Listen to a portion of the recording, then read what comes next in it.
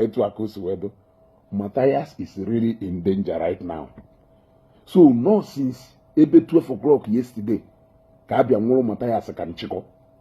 We nwuna ye Abuja. Even na abia nwuru ye na mkpọ ebe ọ na-eme business. We nwuna ye Abuja. Ndị mmadụ anụrọdụ maka arresting Matias until later today. So actually I arrest Chago Matias before I arrest their VDM.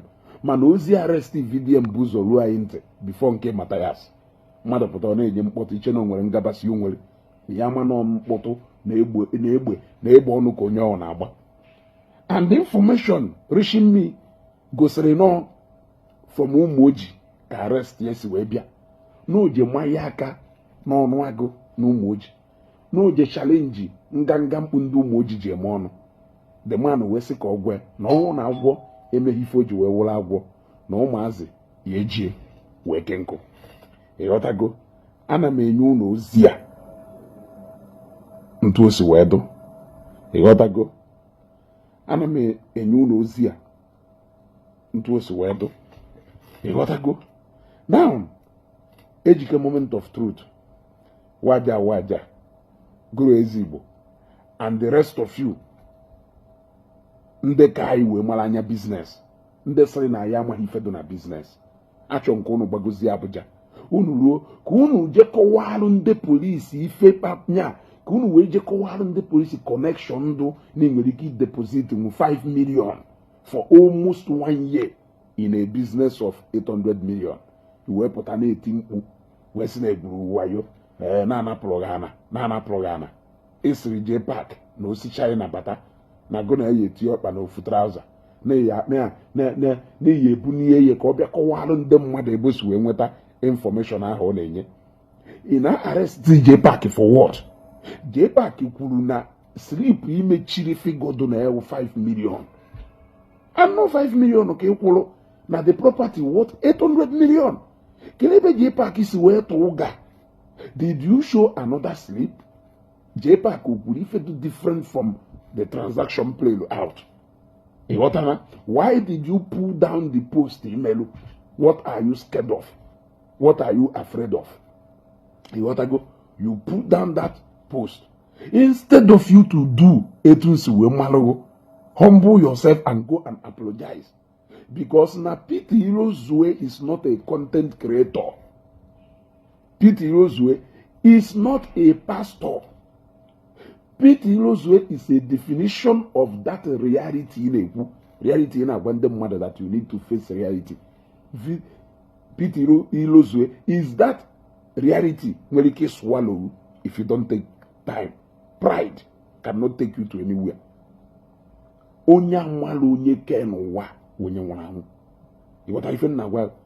You see how your people made mess of you.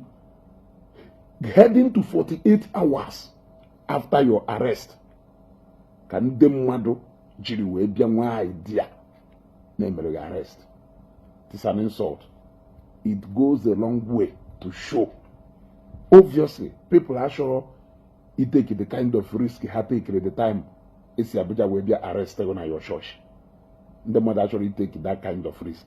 That is why getting to 48 hours age where arrested people were. That shows how irrelevant Matias is. Look at VDM. The moment that arrested VDM, 1 hour after the arrest of VDM, the news break here all over social media. But heading to from 12 o'clock yesterday to 12 o'clock today, 1 whole day. The second one now she wrap up. Ewe bia no le na arrest Matias. Anokwa ndị mmadụ na-eme ka ya sị na onwe etu a esi we declare CJ withdraw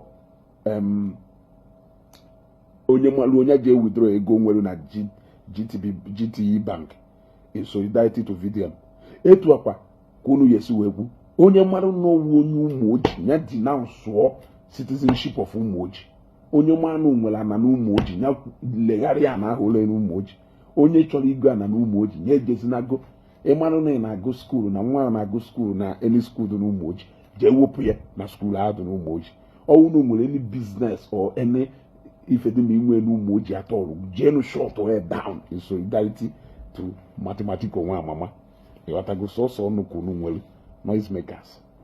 So no kunu well. And arrest you geshi. Onolasha also Jane Ubo, no more upon you to have labor. Can you na abandon ge barely how many hours I arrested Shalo Geshi. But I know that me personally is go. The next morning I will go Mumpo. Now it's getting to 48 hours I arrested Matias, who is your bishop, your personal Lord and Savior. Will any of you decide to call Ushe na Abuja? Ono na ekwu na heme. Oh nya amaka ono. Okwu wunni. E ghọta go okwu wunni sikwuwe. Onwe ndị na-ekwu ericha ya oju afọ. Sikwuwe eriwe. E ghọta go nke egosigo unu ọkwa ise na adreesị ndị Igbo. Ọwụ na adreesị ndị Igbo ka ọwụ ghararam ọhatụba. The rappers amanigo ozugbo solidarity for VDM. Kelee ebe ndị omenala bụ ụzọ eziokwu nọ. The rappers have taken the game to the next level. They are all over social media. They are all over everywhere. Where are you people? Una actually take any chances at all. Unu nine na akwade. Unu meru business admin. Unu biaka unu kuziela haye.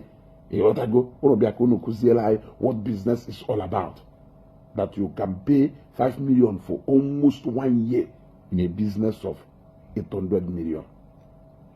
Then business default from your own side because you couldn't pay. Instead of you to calmly go and know if you can get your refund.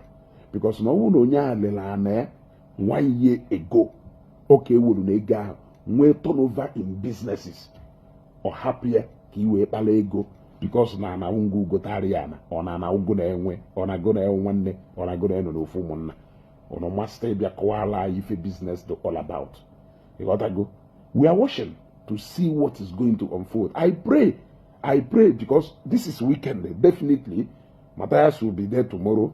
Matias will be there until Monday. So Monday, you gotta go. I pray the reality he preaches saves him this time. I pray the reality he preaches saves him this time. One day, no, everybody is not a content creator. You gotta go. Everybody is not a content creator. You gotta go. Piti Ozua, Ndi Umuoji na odo Canadian na Newi. Wola aka jije mma ibe to no no anyhow. Otaye no. Otaye we go say no so ho na chase cloud na Facebook. You gotta go. So this is a typical example of Matias is in danger.